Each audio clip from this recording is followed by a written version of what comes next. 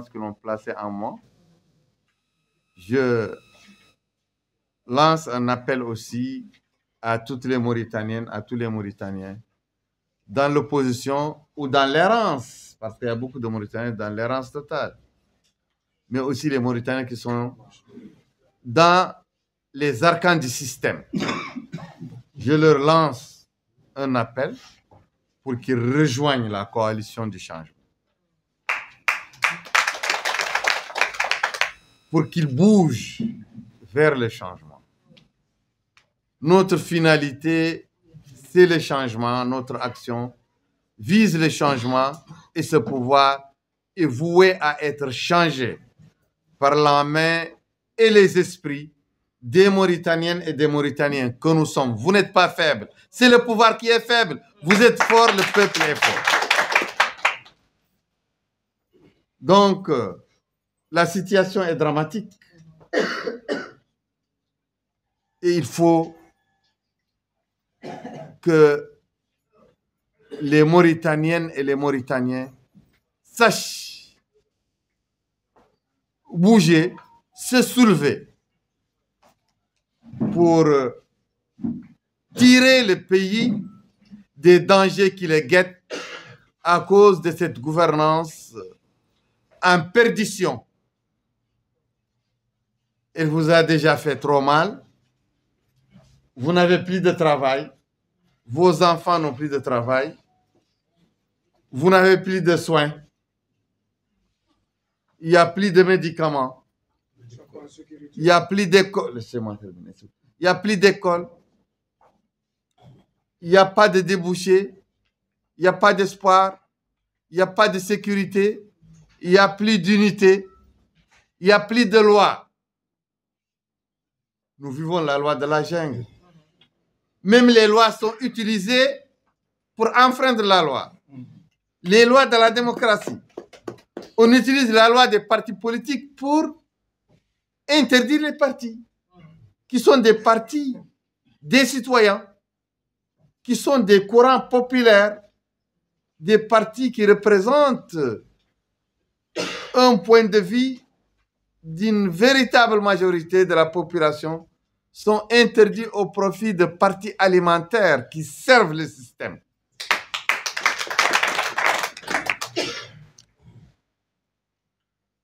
Bon, nous disons à tous les Mauritaniens, au nom de mes amis, de mes camarades, je dis à tous les Mauritaniens, là où ils sont,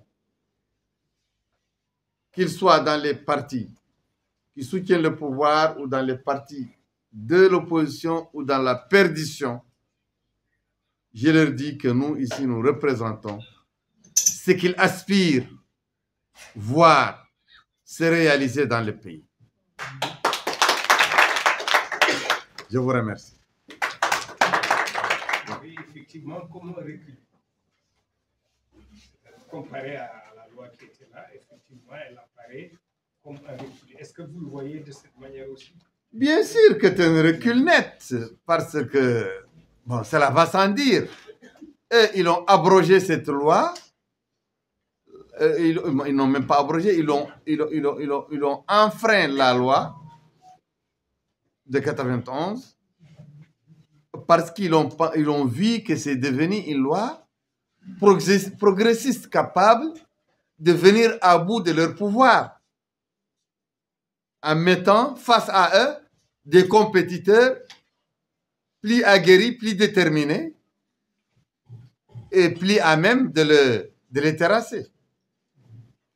C'est pourquoi ils ont vraiment enfreint cette loi pour amener une loi qui est conforme et à la mesure de leur ambition. Rapide info, la Mauritanie en tant qu'État, soi-disant démocratique, est dotée d'une loi sur les partis politiques. Cette loi, tant bien que mal, a été votée par le Parlement mauritanien. Elle est toujours en vigueur. Elle n'a jamais été abrogée. Et nous, en tant que personnes dotées de bon sens, en tant que citoyen et personnalité morale, parti politique ou personnalité physique, citoyen, nous pensons que c'est un non-sens que le pouvoir exécutif suspend de manière unilatérale une loi de la République et met fin à son application pour ses intérêts électoralistes et dictatoriaux. Seulement, le pouvoir d'Aqazouani a arrêté l'application de la loi sur les partis politiques pour se protéger des partis qui lui sont opposés et qui peuvent lui ravir des voix dans des élections électorales régulières. Donc pourquoi Qazouani a mis fin à l'application de la loi de manière hors la loi et pourquoi il a concocté une nouvelle loi à la mesure des ambitions personnelles et de clan que lui et son disciple, le ministre de l'Intérieur, veulent imprimer avant l'avenir politique des Mauritaniens. Donc, nous sommes contre.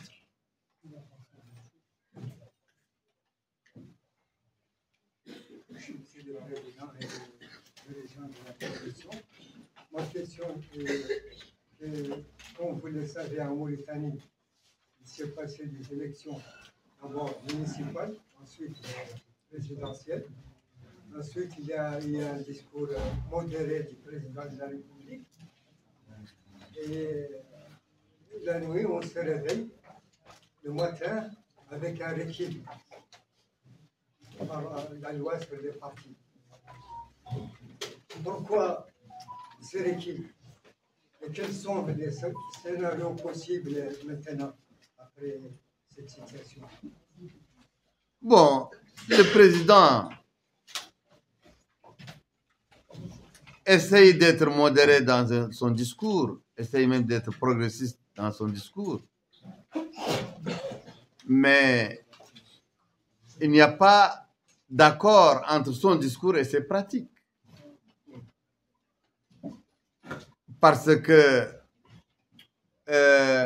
une certaine éducation de chez nous, les Maures,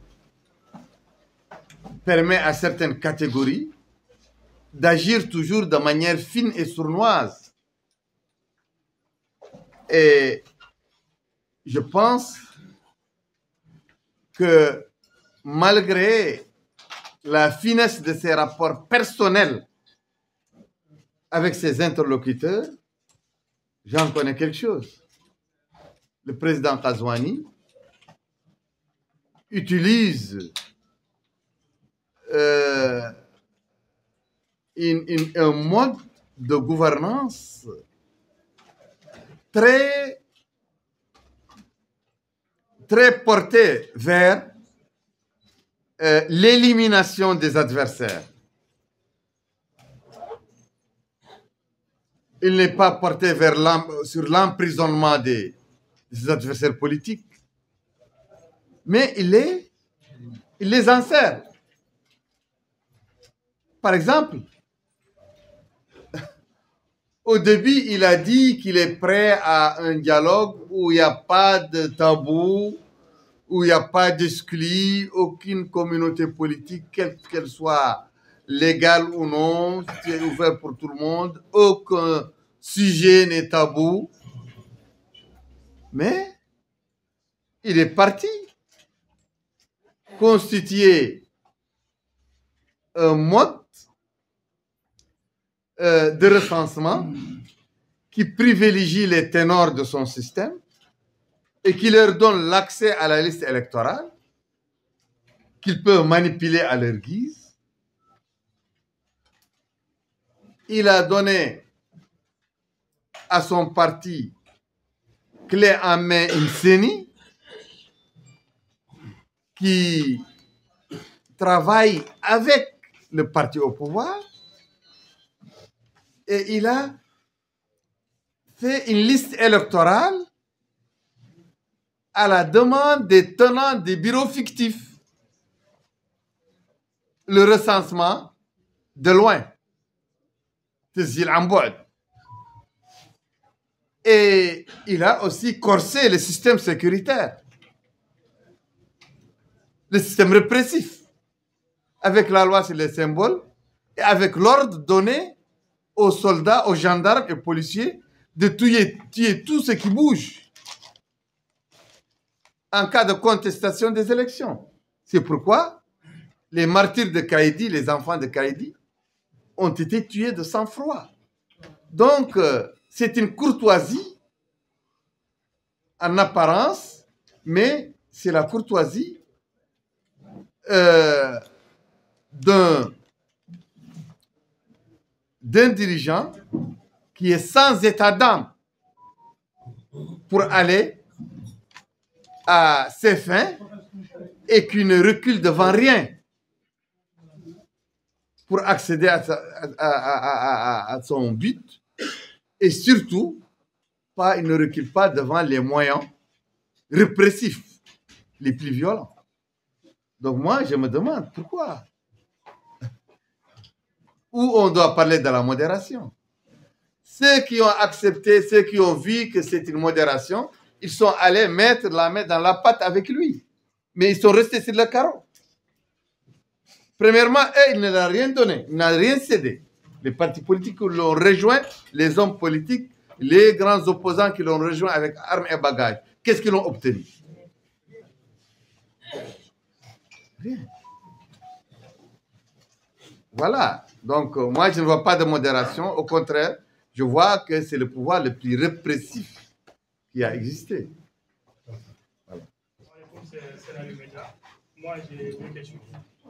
Ma première question concerne sur les partis. Il y a beaucoup de gens qui contestent cette loi.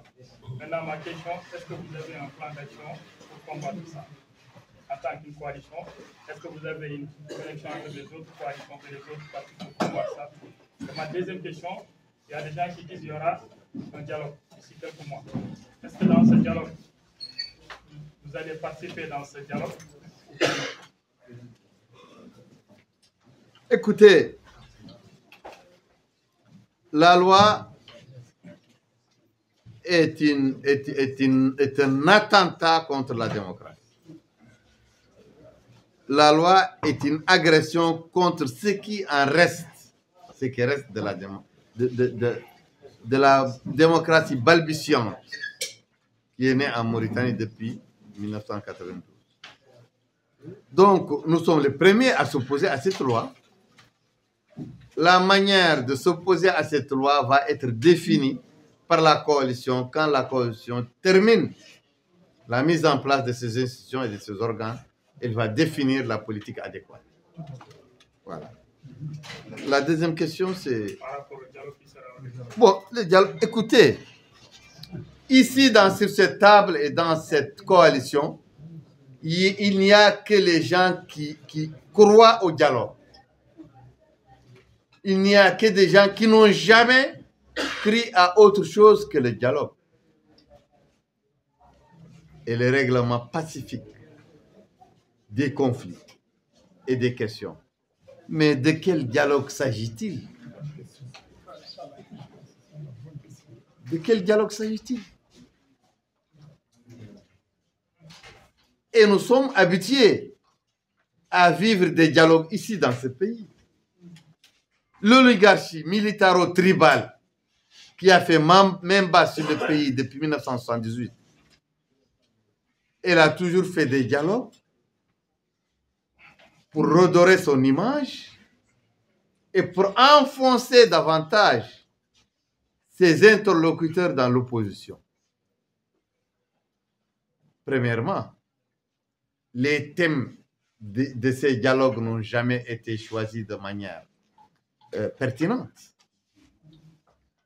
Deuxièmement, le personnel qui est choisi pour participer à ce dialogue, c'est un personnel dans lequel la véritable opposition est toujours noyée dans des partis fantaisistes à la solde du pouvoir et qui sont très, très nombreux parce que c'est le pouvoir qui accepte de les démembrer, de les multiplier. Et ça noie le poisson. Troisièmement, s'il y a des conclusions utiles dans ce dialogue, elles ne sont jamais appliquées. Nous ne participerons jamais à ce genre de fantaisie. Ces dialogues fantaisistes, à la sorte du pouvoir, la coalition ne va jamais participer à ce genre de dialogue. Mais si le pouvoir veut dialoguer, il n'a qu'à définir en commun accord avec nous les thèmes sur lesquels il faut dialoguer. Et la liste des protagonistes doit être arrêtée de manière sérieuse et pertinente. Nous n'acceptons pas les fourre-tout, autant dans les thèmes que dans les participants, les protagonistes. Mais le pouvoir, nous, on pense qu'il est en train de régler de manière unilatérale tous les grands problèmes avant d'entamer le dialogue. L'éducation, les élections de 2023. On a dit au pouvoir qu'il est en train d'aller à la fraude, mais il n'a pas accepté de dialoguer pour faire avec nous une discussion sur le code électoral, sur la liste électorale, sur la CENI, sur les élections présidentielles. Le pouvoir n'a pas accepté le dialogue. Il est allé tout droit dans la fraude, dans les assassinats, pour mettre tout le monde devant le fait accompli.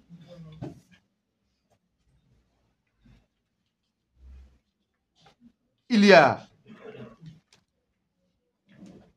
sur cette loi des partis politiques, si le pouvoir était sérieux, si c'était un pouvoir de dialogue, il allait proposer une loi à toute l'opposition pour abroger la loi, proposer la loi à la discussion avec nous. Et comme ça, on va abroger la loi d'un commun accord, après une discussion entre nous, après un consensus entre nous. Mais non, il est allé tout droit. Il a freiné la loi depuis plusieurs années. Il a interdit aux partis politiques d'exister depuis plusieurs années. Il a fait les élections de manière unilatérale. Le pouvoir a fait seul les élections, parce que les autres partis sont interdits.